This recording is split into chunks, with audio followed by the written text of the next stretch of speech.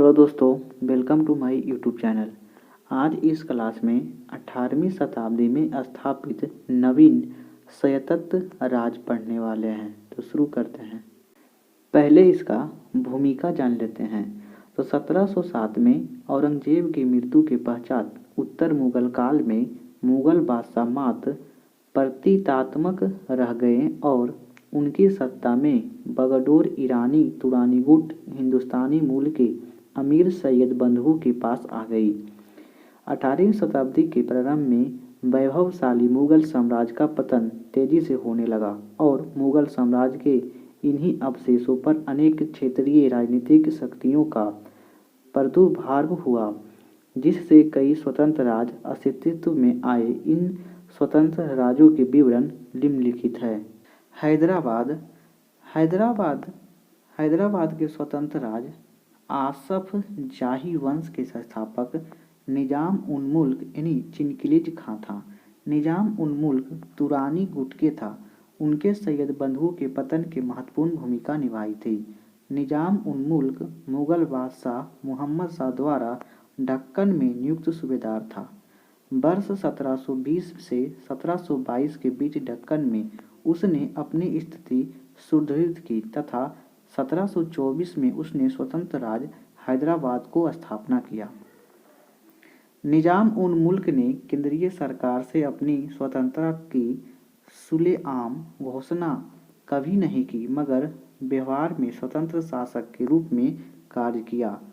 निजाम उल मुल्क ने हिंदुओं के प्रति उदार नीति अपनाई और एक हिंदू पुराण चंद को अपना दीवान नियुक्त किया। निजाम उल मुल्क ने हिंदुओं के प्रति उदार नीति अपनाई। उसने एक हिंदू पूरनचंद को अपना दीवान नियुक्त किया।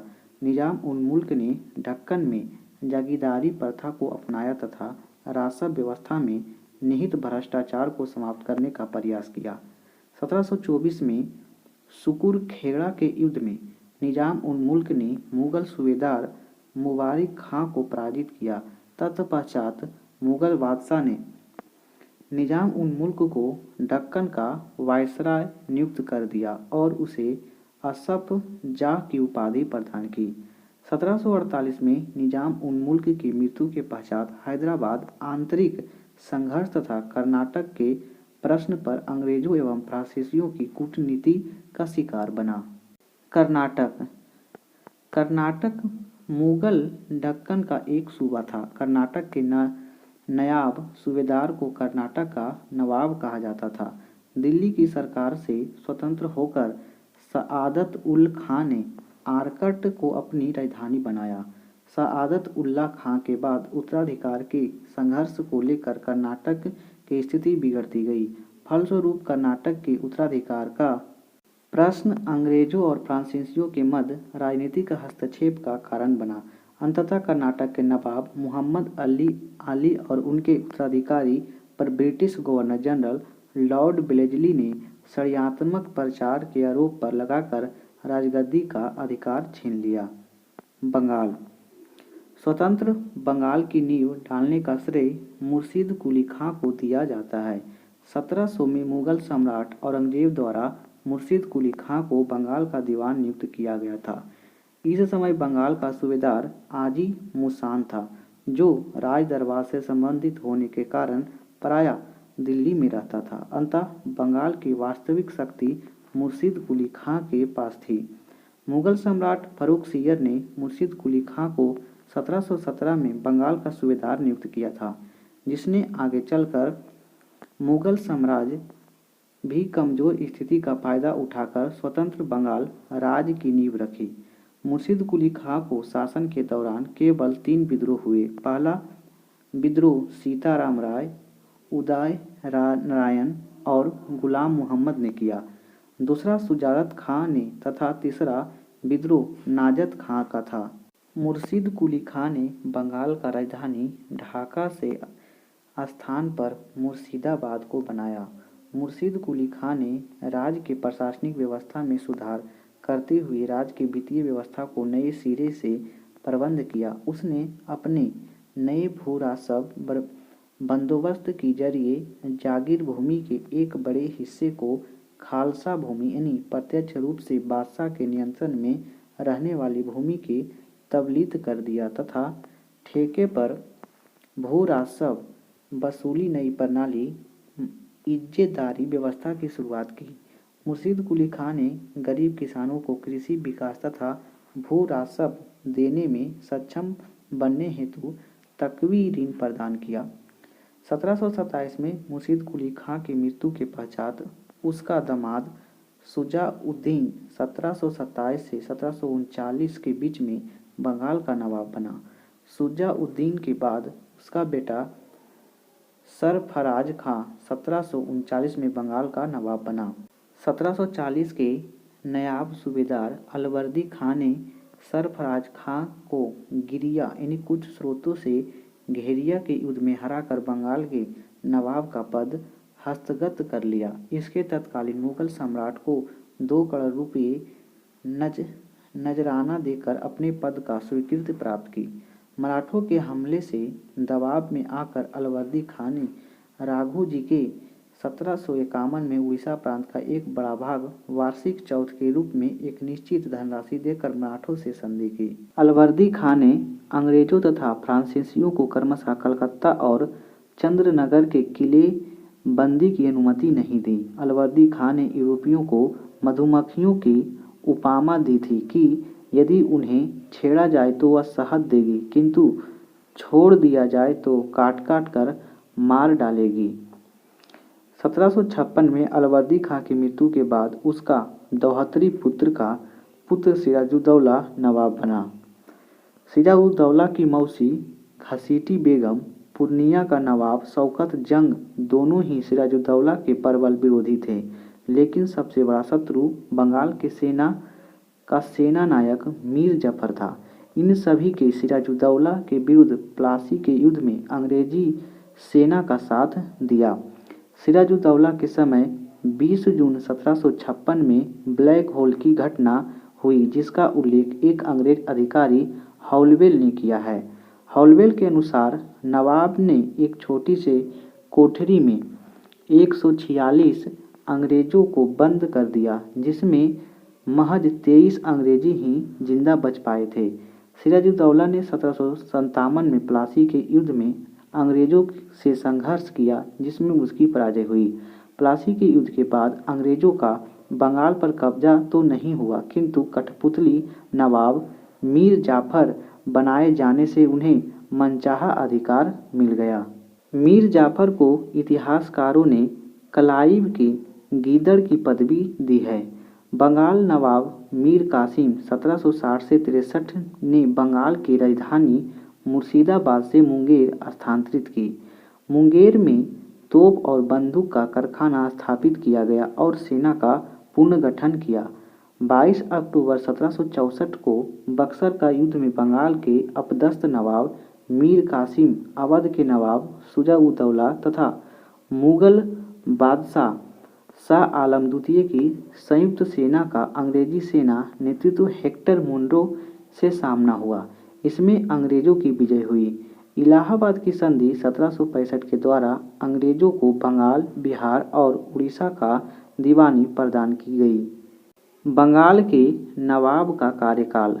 मुर्शीद कुली खां का कार्यकाल 1717 से 1727 तक, शुजा-उद-दीन का कार्यकाल 1727 से 1739 तक, सरफराज खां का कार्यकाल 1739 से 40 तक, अलवर्दी खां का कार्यकाल 1740 से 56 तक, सिराजुद्दौला का कार्यकाल 1756 से 1757 तक, मीर जाफर का कार्यकाल 1757 से 1760 तक और मीर कासिम का कार्यकाल 1760 से 1763 तक।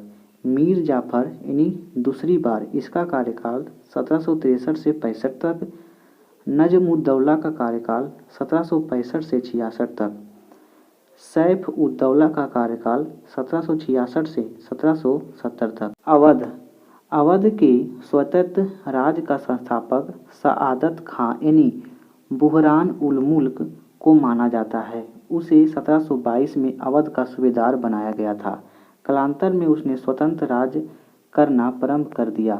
सआदत खां ने भी 1723 में नया राजस्व बंदोबस्त यानी रेवेन्यू सेटलमेंट लागू किया। कहा जाता है कि उचित भू लागन लगाकर बड़े जमींदारों और जुल्मों से बचाकर उसने किसानों की हालत को बेहतर बनाया था।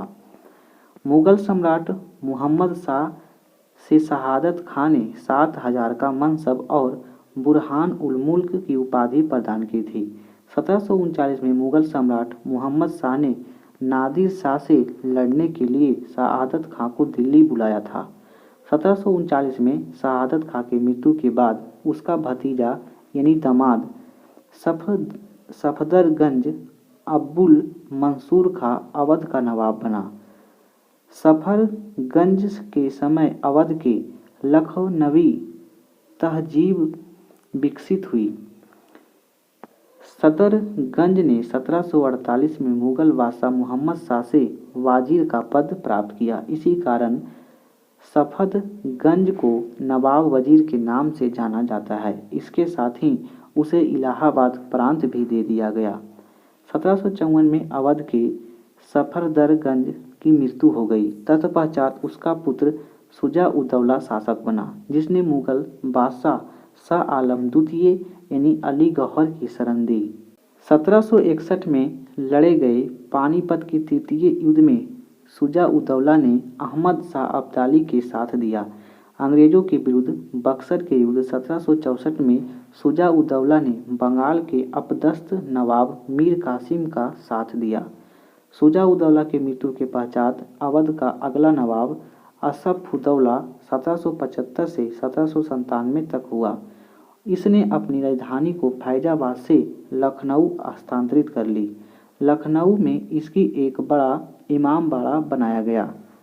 अवध का अंतिम नवाब वाजिद अली शाह 1847 से 1856 तक कार्यकाल रहा था।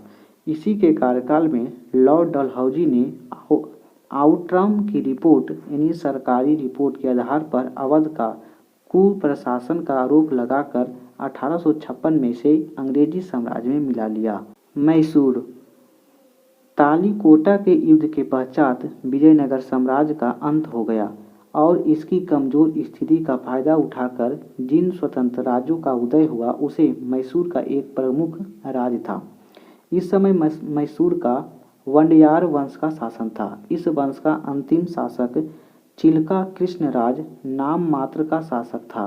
शासन की वास्तविक बागडोर दो मंत्रियों नंजराज और देवराज के हाथों में थी। इस समय मैसूर पर मराठों तथा निजाम के आक्रमण का खतरा बना रहता था। मराठे लगातार मैसूर पर आक्रमण कर रहे थे। उसी वित्तीय और राजनीतिक दृष्टि से कमजोर बनाना चाहते थे, जबकि निजाम मैसूर को मुगल प्रदेश मानकर इस पर अपना अधिकार समझते थे। हैदर अली का जन्म 1721 में, कुछ स्रोतों में 1722 दिया गया है, जो कि मैसूर के कोलार जिले में हुआ था। उसने अपना जीवन मैसूर की सेना में एक साधारण अधिकारी के रूप में प्रारंभ किया तथा अपनी योग्यता के दम पर वह सेनापति के पद तक पहुंचा। 1755 में डिंडीगुल के फौजदार के रूप में हैदर अली फ्रांसीसियों की सहायता से शस्त्रागार की स्थापना की। 1761 में हैदर अली ने नंजराज को हटाकर यहाँ की सत्ता हथिया ली और तत्पश्चात बेदनूर और बिदनूर के राजा की मृत्यु पर हैदर अली ने वहाँ कब्जा कर उपशासक नियुक्त किया। सत्ता के आरंभ में ही वह मराठा सरदारों, निजाम और अंग्रेजों के साथ लड़ता रहा। हैदर अली एक वीर योद्धा और कुशल प्रशासक था। उसने अपने कार्यकाल के दौरान सेना का पुनर्गठन किया और जागीर बांटने की प्रथा पर रोक लगाई और तोपखाने आदि का निर्माण करवाया। कालीकट पर विजय प्राप्त कर समूचे मालाबार तट पर पहली बार हैदर अली ने अत्यधिक भूमि पर कर लगाया, जहां नायरों से उसका संघर्ष हो गया।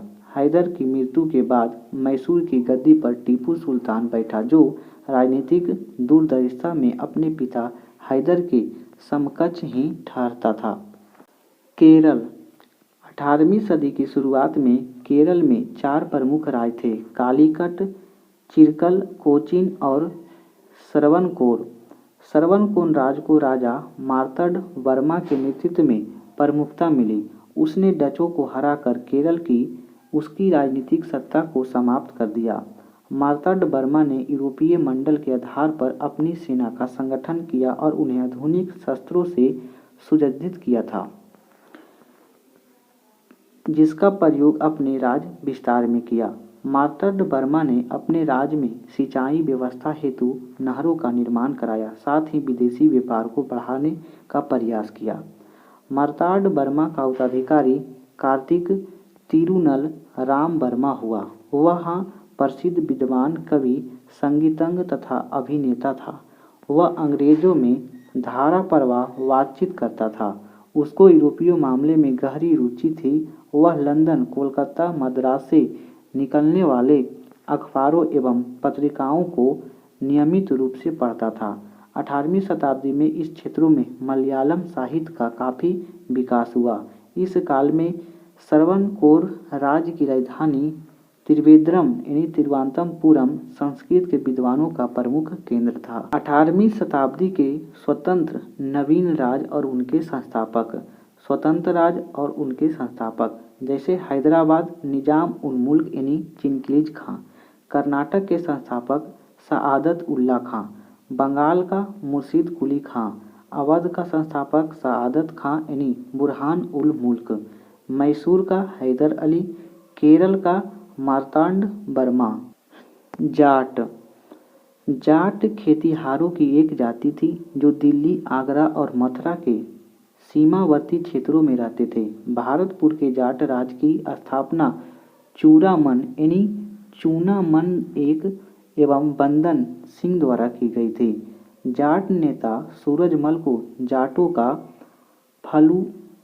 अफलातून यानी प्लूटो कहा जाता था। 1763 में सूरजमल की मृत्यु के बाद जाट राज का पतन हो गया। रुहेलखंड। रुहेलखंड की स्थापना अली मुहम्मद खां द्वारा की गई थी। इसकी पहली राजधानी आंवला यानी बरेली थी तथा बाद में रामपुर इसकी राजधानी बनी।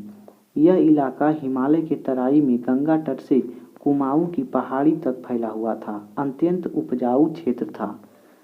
रुहेला का अवध, दिल्ली और जाटों से लगातार संघर्ष होता रहा। रुहेला का नेता हाफिज रहमत खां ने बाहरी आक्रमणों से रक्षा के लिए अवध के नवाब वजीर से संधि की और बदले में 40 लाख रुपए देने की बात की गई। 1773 में रुहेलखंड पर मराठों के आक्रमण के समय अवध के नवाब वजीर ने अंग्रेजी सेना की मदद से उन्हें भगा दिया और संधि के अनुसार रुहेला से धनराशि मांगी। रुहेल नेता हाफिज रहमत खां द्वारा धनराशि न देने पर अवध ने अंग्रेजों के साथ मिलकर रुहेलों पर आक्रमण किया। मीरापुर कंटरा के युद्ध अप्रैल 1774 में हाफिज रहमत खां लड़ते हुए मारा गया। अंततः रुहेलों को निर्वासित कर रामपुर का इलाका छोड़कर शेष समस्त क्षेत्र अवध के नवाब शुजा-उद-दौला को दे दिया गया।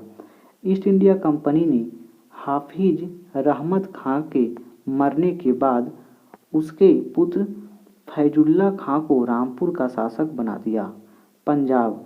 मुगल काल में समृद्ध और उपजाऊ पंजाब प्रांत की राजधानी लाहौर थी। सिखों के 10 गुरु और संबंधित अति महत्वपूर्ण तथ्य। गुरु नानक सिख धर्म के संस्थापक थे। गुरु अंगद या दूसरे सिख गुरुदेव जो सिख धर्म के प्रचार में विशेष योगदान और गुरुमुखी लिपि का आविष्कार किया था। तीसरे गुरु अमरदास थे। इन्होंने लंगर प्रथा को अस्थायी बनाया तथा मांझी प्रथा का विस्तार तथा सती प्रथा का विरोध किया। चौथे गुरु रामदास थे। यह अकबर के समकालीन के साथ मैत्री संबंध तथा अमृतसर बसाया था। पांचवें गुरु अर्जुन देव थे। इन्होंने आदि ग्रंथ का संकलन और तरन तथा करतपुर नामक शहर बसाया था। जहांगीर द्वारा इनकी हत्या करा दी गई थी। छठे गुरु गोविंद अमृतसर नगर के अकाल तख्त की स्थापना सिखों को लड़ाकू कौम का बदला कश्मीर के कीरतपुर नगर बसाया था। 7वें गुरु गुरु हर राय थे। इन्होंने दारा सिखों से अच्छे संबंध और शांत एवं एकांत जीवन व्यतीत किए। 8वें गुरु गुरु हर किशन थे। इन्होंने चेचक के कारण इनकी मृत्यु हो गई थी। 9वें गुरु तेग बहादुर थे। आनंदपुर साहिब की स्थापना हिंदू धर्म के प्रबल समर्थक और औरंगजेब द्वारा इनकी मृत्यु करवा दी गई। 10वें गुरु गुरु गोविंद सिंह थे। इन्होंने खालसा पंथ की स्थापना की, सिखों में पाहुल प्रथा की शुरुआत किए और औरंगजेब से निरंतर संघर्ष सिखों के अंतिम गुरु जफरनामा यानी फारसी की रचना की थी। मुगलों के साथ निरंतर टकराव से 18वीं शताब्दी में सिखों का उदय एक राजनीतिक शक्ति के रूप में हुआ। सिखों के 10वें एवं अंतिम गुरु गुरु गोविंद सिंह जी ने व्यक्तिगत गुरुत्व का सिद्धांत को खत्म किया और खालसा पंथ की स्थापना की, जिसके कारण सिखों का विशेष वेशभूषा केश, कंघा और कृपाण, काड़ा, कच्छा, 5 ककार या 5 कक्के धारण करना होता है। गुरु गोविंद सिंह की मृत्यु के पश्चात गुरु परंपरा समाप्त हो गई और इसके बाद बंदा बहादुर ने सिखों का नेतृत्व संभाला। बंदा बहादुर, जिनके बचपन का नाम लक्ष्मण देव था, इन्होंने पंजाब के सिख किसानों को एकत्रित कर मुगलों से लगातार 8 वर्ष तक संघर्ष किया। बंदा बहादुर को उसके शिष्य सच्चे बादशाह के उपनाम से संबोधित करते हैं। 1716 में फर्रुखसियर ने बंदा बहादुर के पुत्र समेत को हत्या करवा दी गई। बंदा बहादुर की हत्या के बाद थोड़े समय बाद सिख राज का उत्कर्ष थम गया, लेकिन शीघ्र ही मुगल नेतृत्व में अक्षमता और विदेशी आक्रमणकारी नादिर शाह और अहमद शाह अब्दाली के लगातार आक्रमणों के कारण उत्पन्न अव्यवस्था का लाभ उठाकर थोड़े समय के लिए मंद पर सिख राज्यों का पुनः उत्कर्ष हुआ। अहमद शाह अब्दाली के भारत से वापस जाने पर सिखों ने पुनः पंजाब और जम्मू राज्य पर अधिकार कर लिया। फैजलपुर के कर्पूर सिंह के नेतृत्व में पुनः पंजाब के सिख कृषकों और पृथक पृथक जातों से बटे थे, जो को संगठित कर ऐसे दल के रूप में विकसित किया गया जो दल खालसा के रूप में अस्तित्व में आया। सिखों के धार्मिक सेना के रूप में विकसित दल खालसा को कपूर सिंह की मृत्यु के बाद उसका नेतृत्व जस्सा सिंह अहलूवालिया ने संभाला था। जस्सा सिंह के नेतृत्व में ही सिख 12 स्वतंत्र मिसालों और जथाथों से संगठित हो चुके तथा राज्य के विभिन्न हिस्सों में अपना कार्य कर रहे थे। प्रत्येक मिसाल की पहचान उनकी एक झंडा का नाम निशान होता था। सभी मिसालों के नेताओं की एक संयुक्त समिति होती थी, जो सभी मिसालों के कार्यों का क्रियान्वयन करती थी। 1753 में दल खालसा ने बाहरी आक्रमणों से उत्पन्न व्यवस्था को हल के लिए राखी प्रथा आरंभ किया। राखी प्रथा के अंतर्गत प्रत्येक गांव से उपज का 1/5 भाग लाकर दल खालसा उसकी सुरक्षा का प्रबंध करता था। इसी प्रणाली के द्वारा सिखों की राजनीतिक शक्ति के रूप में विकास हुआ। 12 मिसालों में से सुकर चकिया मिसाल में जन्मे रंजीत सिंह को काफ़ी ख्याति प्राप्त हुई। ये इतिहास में शेर-ए-पंजाब के नाम से प्रसिद्ध हैं। मराठा।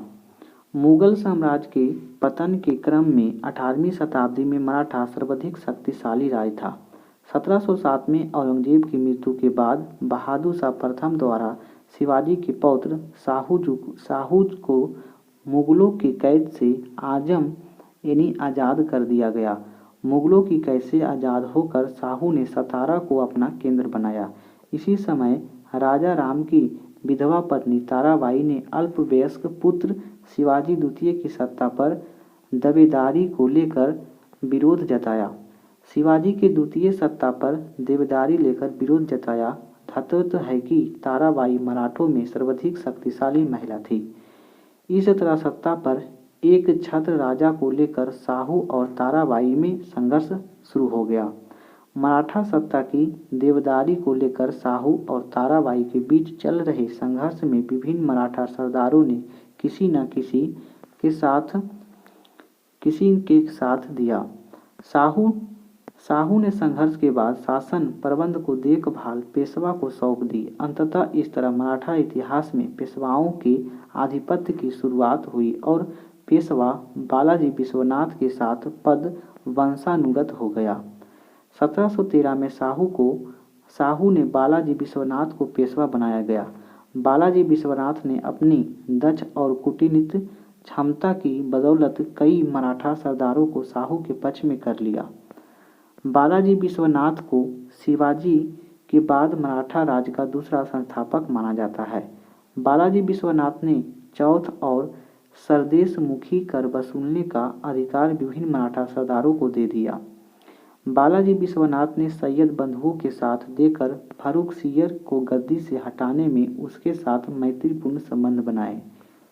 1720 में बालाजी विश्वनाथ की मृत्यु हो गई। इसके बाद उसका पुत्र बाजीराव प्रथम पेशवा बना। बाजीराव प्रथम 1720 से 40 तक कार्यकाल रहा था। एक प्रतिभावान सेनापति एवं एक महत्वाकांक्षी राजनेता था। हिंदू नायकों की सहानुभूति जगाने तथा उनका समर्थन प्राप्त करने के लिए बाजीराव ने हिंदू पदशाही के आदर्श का प्रचार किया।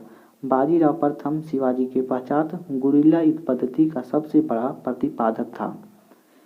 इसने जीवन भर दक्कन के निजाम उल मुल्क की शक्ति को नियंत्रित करने का प्रयास किया। इसने मुगल अधिकारियों को विशाल इलाके से चौथ वसूली करने की अधिकारी देने पर फिर वे इलाके मराठा राज को सौंपने देने के लिए मजबूर किया गया।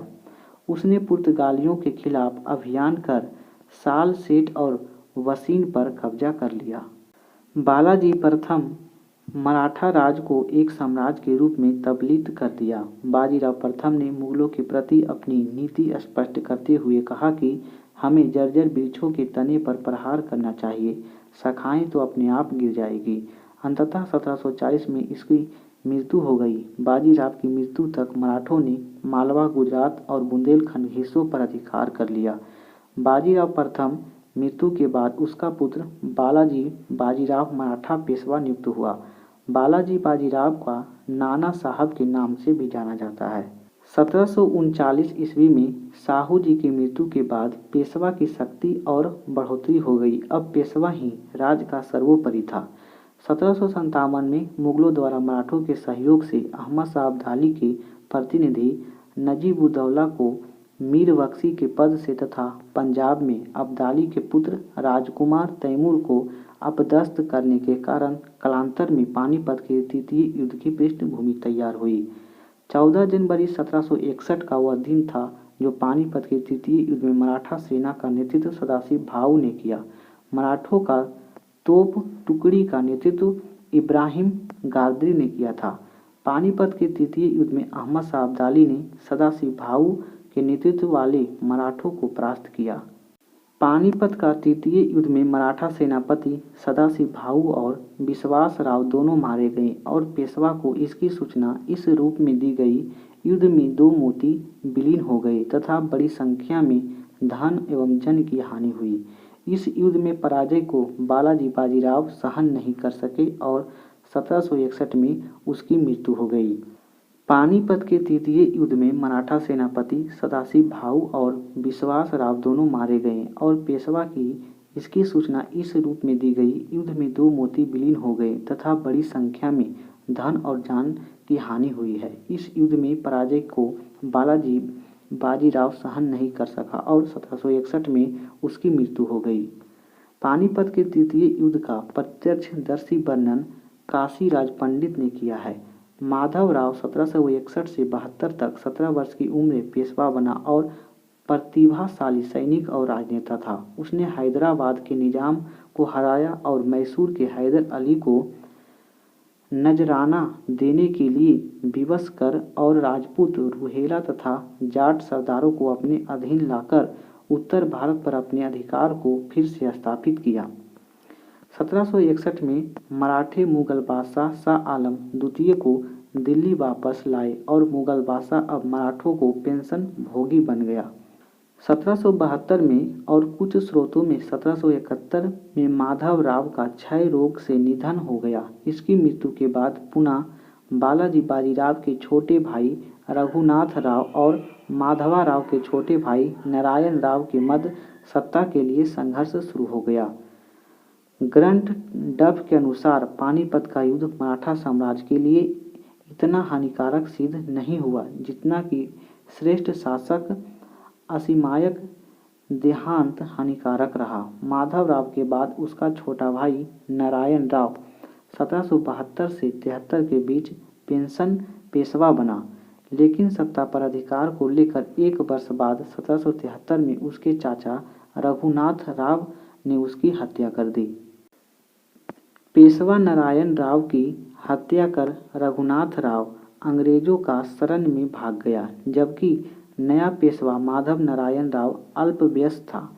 पुणे में माधव नारायण राव के समर्थकों और रघुनाथ राव के समर्थकों के मध्य लगातार षड्यंत्र चल रहे थे। इस समय माधव नारायण राव को मराठा सरदारों द्वारा गठित 12 भाई परिषद ने संरक्षण प्रदान किया। इस परिषद में नाना फडणवीस प्रमुख थे। इसी के काल में प्रथम आंग्ल मराठा युद्ध 1775 से 82 में हुआ। 7 वर्षों तक यह युद्ध चलता रहा। अंततः दोनों पक्षों ने इसकी निष्फलता को भांपकर सालवाई की संधि करने का निर्णय किया। सालवाई की संधि 1782 के बाद माधव नारायण राव को पेशवा स्वीकार कर लिया गया। साल सेर तथा थान द्वीप अंग्रेज को दे दिया गया। इस समय उत्तर के मराठा शासकों ने सर्वाधिक शक्तिशाली मराठा नेता महादजी सिंधिया थे। उसने फ्रांसीसी और पुर्तगाली अफसरों और बंदूकधारियों को सहायता से एक शक्तिशाली फौज खड़ी की और आगरा के पास शस्त्र निर्माण के कारखाने स्थापित किए। महादाजी की सलाह पर ही मुगल सम्राट शाह आलम द्वितीय ने पेशवा को नायाब-ए-गुनियाब बनाया। महादाजी के बाद मराठा शक्ति नाना फडणवीस के हाथों में केंद्रित हो गया। महादाजी सिंधिया और फडणवीस की कठोरता से दुख होकर माधव नारायण ने आत्महत्या कर ली। महादाजी की मृत्यु 1795 में, जबकि नाना फडणवीस की मृत्यु 1800 में हुई। इसी के बीच में अनेक मराठा सरदारों को अर्ध स्वतंत्र राज बना लिए, जिसमें प्रमुख थे बड़ौदा के गायकवाड़, इंदौर के होलकर, नागपुर के भोसले, ग्वालियर के सिंधिया। इनकी अपनी सेना थी तथा पेशवा के प्रति उनकी निष्ठा नाम मात्र की थी। माधव राव नारायण के पश्चात रघुनाथ राव को अयोग्य पुत्र बाजीराव द्वितीय पेशवा बना। यह एक अकुशल शासक था जिसने अपना पद बचाए रखने के लिए अधिकारी का दूसरा अधिकारी से मतभेद कराया। इससे मराठा बंधुत्व व गहरा धक्का लगा। 1802 ईस्वी में बाजीराव द्वितीय के अंग्रेजों ने वसीन की संधि की। सिंधिया और भोसले ने इस संधि का कड़ा विरोध किया। इस संधि के कारण पेशवा कंपनी के प्रभुत्व में आ गया।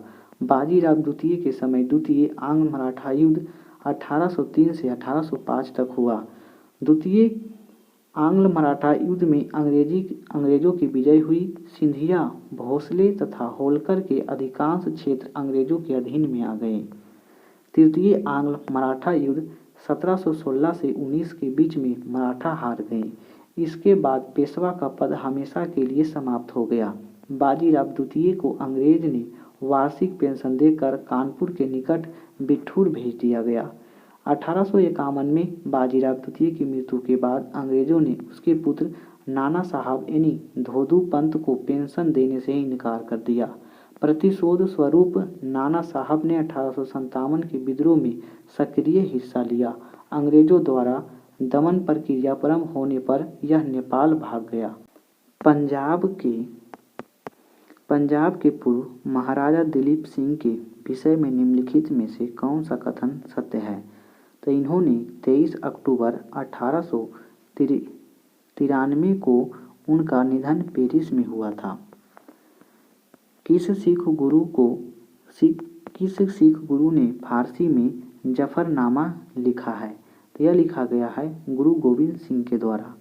आदि ग्रंथ किसके संकलित किया है? तो यह किया गया है गुरु अर्जुन देव के द्वारा। किस सिख गुरु ने मुगल बादशाह जहांगीर ने हत्या करवा दी गई थी? तो यह करा दी गई थी गुरु अर्जुन देव को। रंजीत सिंह किस मिशन से संबंधित थे? तो यह संबंधित थे शुकरचकिया मिशन से। निम्नलिखित भारतीय शासकों में कौन था जिसने विदेशी में आधुनिक पद्धति से दूतावास स्थापित किए थे? तो यह किया गया था टीपू सुल्तान के द्वारा। निम्नलिखित में से किसे जाटों का अल्फातून कहा जाता है? यह कहा जाता है सूरजमल को। बंगाल के किस नवाब ने यूरोपियों को तुलना मधुमक्खी से की है? यह किया गया है अलवर्दी खां के द्वारा। किसने फ्रांसीसी विशेषज्ञों की मदद से डीडीगुल ने एक आधुनिक शस्त्रागार स्थापित किया था? यह किया गया था हैदर अली के द्वारा। निम्नलिखित में से एक मुगल सम्राट द्वारा नियुक्त बंगाल का अंतिम गवर्नर यानी सूबेदार कौन था? तो मुर्शीद कुली खां था। सिराजुद्दौला लॉर्ड क्लाइव द्वारा परास्त हुआ था किसके युद्ध में? तो यह हुआ था प्लासी के युद्ध में। निम्न में से किसने अपनी राजधानी मुर्शिदाबाद से मुंगेर स्थानांतरित किया था? तो यह किया गया था मीर कासिम के द्वारा। 1765 में दीवानी प्रदान किए जाने के बाद ब्रिटिश सबसे पहले निम्नलिखित में से किस पर्वतीय जनजाति के संपर्क में आए थे? तो यह आए थे खासी के संपर्क में। महाराजा रंजीत सिंह राज्य की राजधानी कहाँ थी? तो यह थी लाहौर। रंजीत सिंह ने सुप्रसिद्ध हीरा प्राप्त किया था? तो यह प्राप्त किया गया था शाह शुजा से। निम्न कथनों में से कौन सा कथन सत्य नहीं है? तो यह कथन सत्य नहीं है। अली मर्दान खान ने बंगाल के राजस्व कृषि प्रदान प्रारंभ किया था, यह गलत है। महाराजा रंजीत सिंह ने लाहौर में तोपों के निर्माण के लिए आधुनिक ढलाई खाने स्थानांतरित किए थे। आमेर के सवाई जयसिंह ने यूक्लिड के रेखा गणित के तत्वों का संस्कृत में अनुवाद कराया था, यह सही है। मैसूर में टीपू सुल्तान ने श्रृंगेरी मंदिर में देवी शारदा की मूर्ति का निर्माण के लिए धन दिया था, ये भी सही है।